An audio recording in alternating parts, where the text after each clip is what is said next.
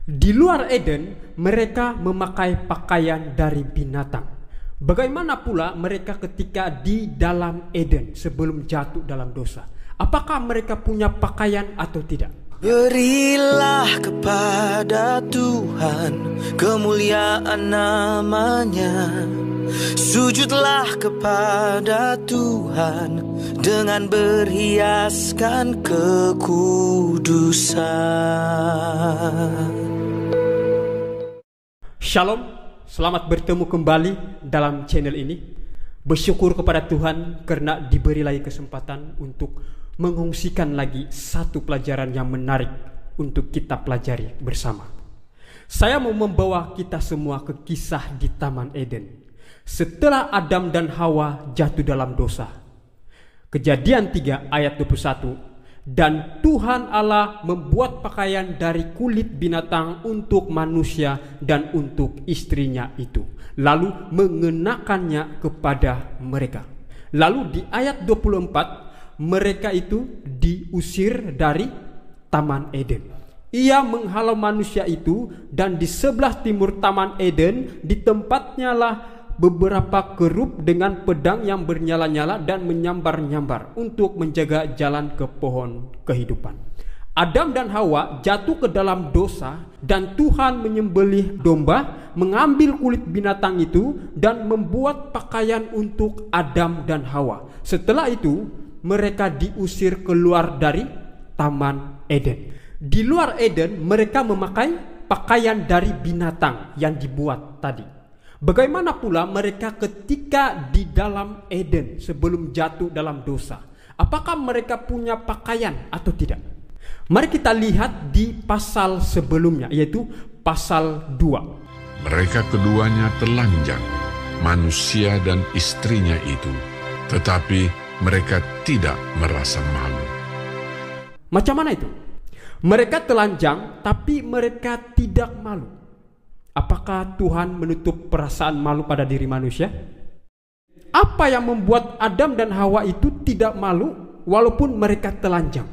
Mari kita lihat dalam Mazmur 104 ayat 2. Yang berselimutkan terang seperti kain, yang membentangkan langit seperti tenda. Berselimutkan terang seperti kain. Kalau kita baca dalam terjemahan King James Version, di sana kita mudah mengerti.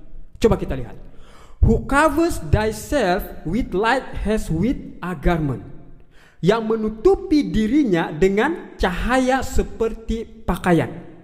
Jadi Alkitab mengatakan Tuhan menutupi dirinya dengan terang seperti jubah atau terang seperti bentuk pakaian. Kira-kira seperti ini. Kita lihat gambar ini. Jadi manusia juga ketika diciptakan, dia juga mempunyai pakaian terang. Mari kita buka dalam Kejadian 1 ayat 27. Ayat ini sudah familiar bagi kita. Maka Allah menciptakan manusia itu menurut gambarnya, menurut gambar Allah diciptakannya dia, laki-laki dan perempuan diciptakannya mereka. Jadi jika Allah menciptakan Adam dan Hawa menurut gambarnya, ada mata, ada telinga, ada mulut, ada tangan, ada kaki dan sebagainya, sudah pasti Sudah pasti Adam dan Hawa juga mempunyai pakaian terang. Sebab itu mereka tidak malu walaupun telanjang, karena ada pakaian terang itu yang Tuhan beri yang menutupi tubuh mereka. Tetapi setelah mereka jatuh dalam dosa, apakah pakaian ini masih ada sama mereka? Apakah masih ada? Tidak ada.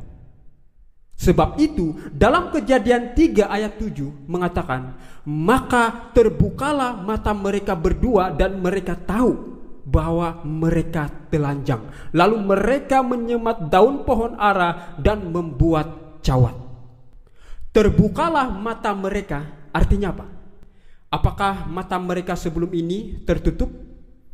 Tidak kan? Sambil menikmati rasa manisnya buah itu, mereka tidak sadar pakaian terang itu sudah tidak ada bersama mereka. Lalu mereka mengambil daun pohon ara dan menutupi ketelanjangan mereka. Saya mau membawa kita ke kisah ketika Yesus disalibkan. Mari kita lihat dalam Yohanes 19 ayat 23. Sesudah prajurit-prajurit menyalibkan Yesus, mereka mengambil pakaiannya lalu membaginya menjadi 4 bagian untuk tiap-tiap prajurit 1 bagian.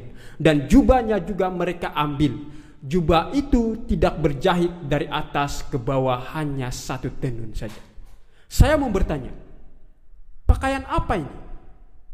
Mereka mengambil pakaiannya lalu membaginya menjadi 4 bagian. Pakaian apa ini? Ini adalah pakaian dalam. Kenapa saya katakan pakaian dalam? Mari kita perhatikan sekali lagi ayat itu. Mereka mengambil pakaiannya lalu membaginya menjadi 4 bagian untuk tiap-tiap prajurit 1 bagian. Dan jubahnya juga mereka ambil. Jadi artinya ada pakaian dalam dan ada pakaian luar. Pakaian dalamnya itu dibagi menjadi 4, dan pakaian luarnya itu adalah jubahnya, itu mereka ambil. Jadi artinya Yesus tergantung di kayu salib dengan keadaan apa? Dengan keadaan telanjang. Kalau kita melihat gambar-gambar di Google menggambarkan Yesus di kayu salib, itu masih ada pakaian dalamnya kan?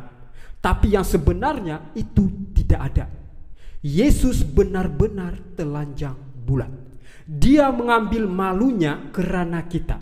Sebab di Taman Eden, binatang itu dibuat apa tadi? Dibuatnya telanjang. Diambil kulitnya untuk menutupi dosa, untuk menghapus dosa Adam dan Hawa. Apa simbolnya dari cerita ini? Saya mau bertanya, ketika Yesus di kayu salib, apakah Allah Bapa melihat Yesus seperti orang berdosa? Ya, Allah Bapa melihat Yesus sebagai orang berdosa. Kita lihat dalam 2 Korintus 5 ayat 21. Di sana mengatakan, Dia yang tidak mengenal dosa telah dibuatnya menjadi dosa karena kita, supaya dalam Dia kita dibenarkan oleh Allah. Dengan kata lain, Yesus mengambil ketelanjangan spiritual kita. Oleh sebab itu, di kayu salib Dia tergantung bagaimana? Telanjang. Sehingga Allah Bapa benar-benar melihat Yesus seperti orang berdosa. Dia tidak lihat Yesus seperti Yesus. Jadi ketika Yesus sudah mengambil dosa semua umat manusia di Taman Getsemani, ditaruh di pundaknya, Bapa di surga tidak melihat Yesus sebagai Yesus, tapi Dia melihat Yesus sebagai apa? Sebagai orang berdosa. Sehingga Alkitab katakan kepada kita bahwa Tuhan harus menyingkirkan hadiratnya. Sehingga Yesus mengatakan apa? Allahku, Allahku, mengapa engkau meninggalkan aku? Dosa adalah keterpisahan selamanya dari antara Tuhan dan manusia. Yesus benar-benar ambil dosa manusia. Itu Dia lakukan demi Adam dan Hawa dan semua keturunannya. Itulah Kejadian 3 ayat 21 mengatakan, kematian binatang itu menutupi malu ketelanjangan. Yesus mengambil ketelanjangan kita oleh karena keberdosaan manusia pertama. Yang sepatutnya kita yang berada di kayu salib, kita yang disalibkan dan telanjang. Tetapi Yesus menggantikan kita, mengambil ketelanjangan kita. Pertanyaannya adalah, bilakah malu ketelanjangan kita itu tertutup? Atau dengan kata lain, bilakah peristiwa jubah ini dikasih sama kita supaya Bapa melihat kita seperti Yesus? Kita buka dalam Galatia 3 ayat 27. Karena kamu semua yang dibaptis dalam Kristus telah mengenakan Kristus.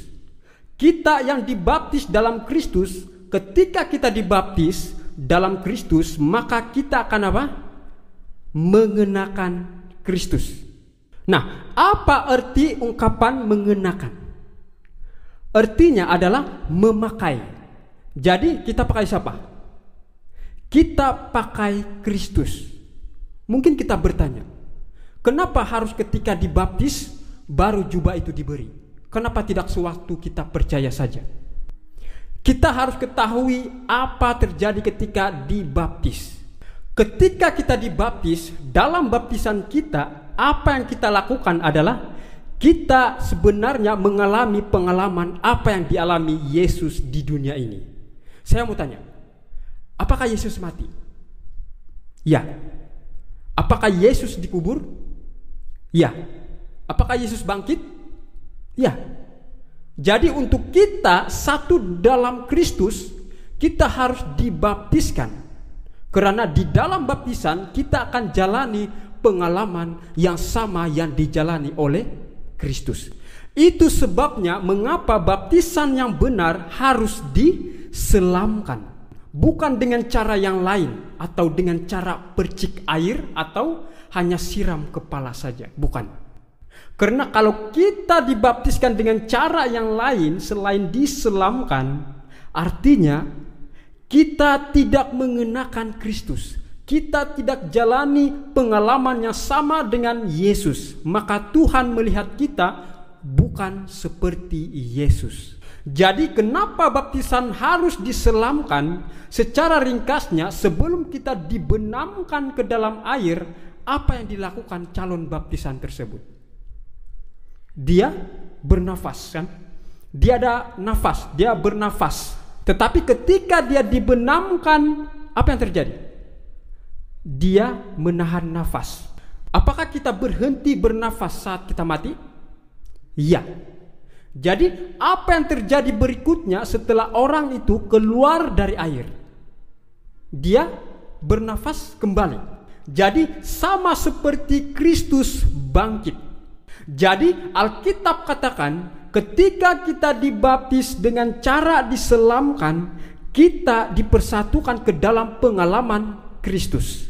Kristus pernah mati, dikuburkan, dan bangkit.